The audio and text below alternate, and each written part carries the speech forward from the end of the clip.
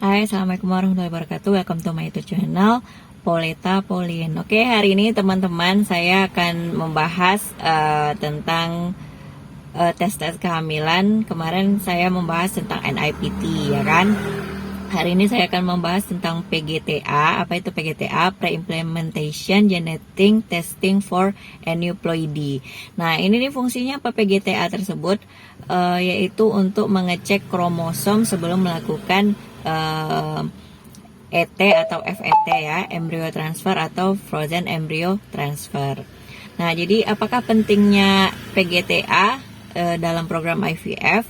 Nah, itu tergantung dari dokter yang menangani, ada tidak ada di rumah sakit tempat kalian IVF. Lalu apakah penjelasan dokter itu dapat membuat kalian ikut tes PGTA atau tidak. Nah, jadi sebenarnya fungsi PGTA selain mengecek kromosom sehat, karena kan kromosom itu terbagi dari dua, yaitu untuk cowok, gender cowok dan cewek ya. Jadi melihat jumlah kromosomnya itu sesuai standar atau tidak, sehat atau tidak. Nah, apa hubungannya dengan kromosom itu sehat atau tidak? Nah, fungsi yang pertama adalah mencegah nanti terjadinya Down syndrome. Nah, kemarin IPT itu kan untuk mengecek apakah janin itu kira-kira ada cairan di. Jadi NIPT itu kan kemarin saya jelaskan untuk mengecek apakah ada kelainan pada janin. Misalnya ada cairan pada otak, cairan pada tulang punggung. Nah, jadi salah satu cara atau treatment untuk mencegah Down syndrome itu yaitu menggunakan PGTA tadi. Nah, tidak semua klinik bayi tabung mempunyai tes PGTA. Jadi saya balik lagi, maka fungsi mengecek kromosom sehat atau tidak tadi berhubungan dengan Down syndrome. Bila tidak sehat, maka tidak dilakukan embryo transfer atau FET, maka diulang lagi mungkin OPU atau itu tergantung dokternya.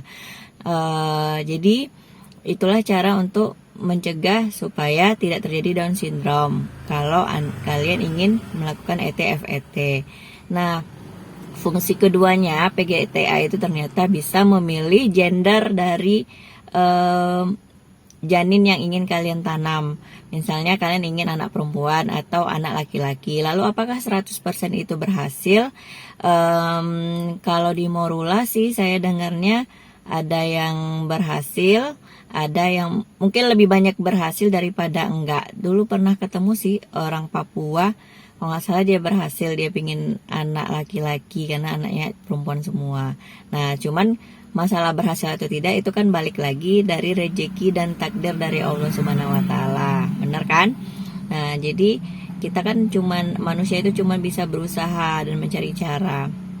Oke. Nah, itu fungsi kedua. Tadi pertama Down syndrome, kedua untuk memilih gender, yang ketiga untuk mencegah pembekuan embrio. Nah, embrio normal tapi bisa membeku akibat kromosomnya tadi tidak baik atau rusak atau tidak sehat.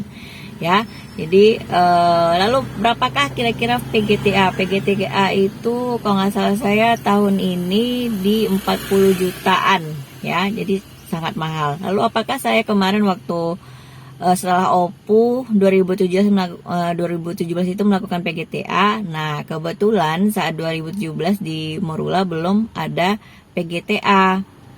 Ya, jadi dan saat itu pun dokter tidak menyarankan karena memang belum ada gitu. Jadi alhamdulillah hasil embrio-embrio saya yang 7 itu yang ada 5 good dan 2 excellent di day 5 atau blastosis, alhamdulillah semuanya baik.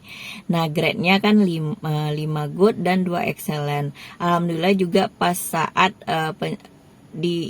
kalau ingin FET itu kan dicairkan dulu ya dari tempat pembekuannya. Nah, itu kan embriologisnya menjelaskan kualitas dari setelah dibekukan itu berapa persen.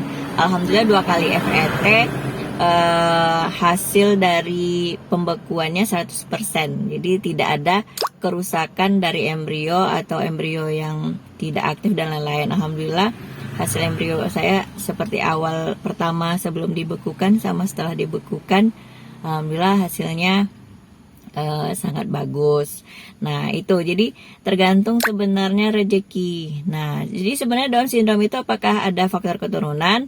Nah sebenarnya ada dari teman-teman dan juga dari dokter yang mereka tanya sih, Down syndrome itu bisa dari faktor keturunan. Nah jika seandainya keluarga kalian ada faktor keturunan Down syndrome, mungkin kemungkinan ada sedikit kena. Nah, untuk meyakinkan adakah terkena atau tidak pada diri teman-teman, makanya butuh tes PGTA.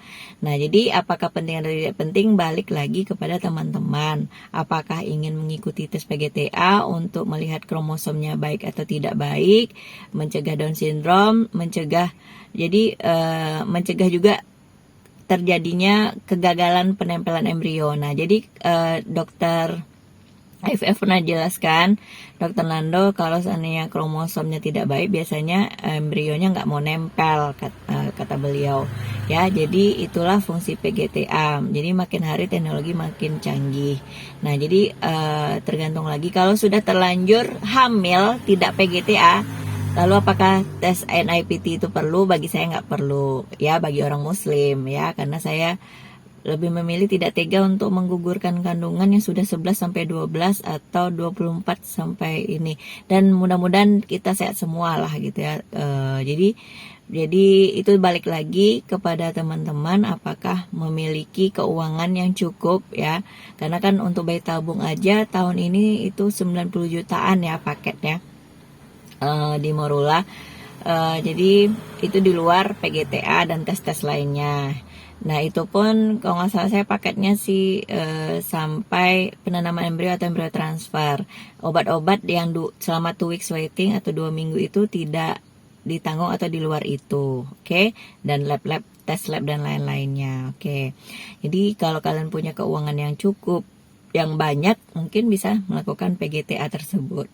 Nah itulah mungkin pembahasan saya pada hari ini tentang PGTA, pengecekan kromosom sebelum melakukan ET atau FET.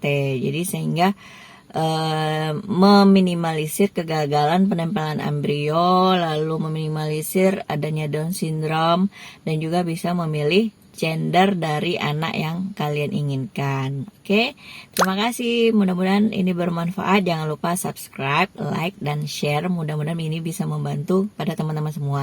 Dan alhamdulillah saya sudah banyak membantu teman-teman yang konsultasi dan memberikan tips, saran, dokter, dan lain-lain. Mulai tempat tinggal, makanan, olahraga, semuanya saya kasih.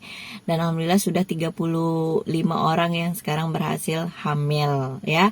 Jadi mereka ngelapor, Mbak Pauline makasih ya atas saran tipsnya. Sekarang kehamilan saya sekian, umurnya, dan tes BHCG saya sekian nilainya, dan mereka alhamdulillah terbantu atas YouTube ini dan juga sharing dengan saya. Mudah-mudahan ini bermanfaat dan bisa memberikan semangat pada teman-teman yang akan IVF, lalu sedang IVF, dan seterusnya. Mudah-mudahan masih banyak ya tips-tips yang lain dari saya, Poleta Pauline, untuk membantu teman-teman dalam melaksanakan promil, baik itu promil alami, INSEM, ataupun IVF. Demikian, assalamualaikum warahmatullahi wabarakatuh. Dadah.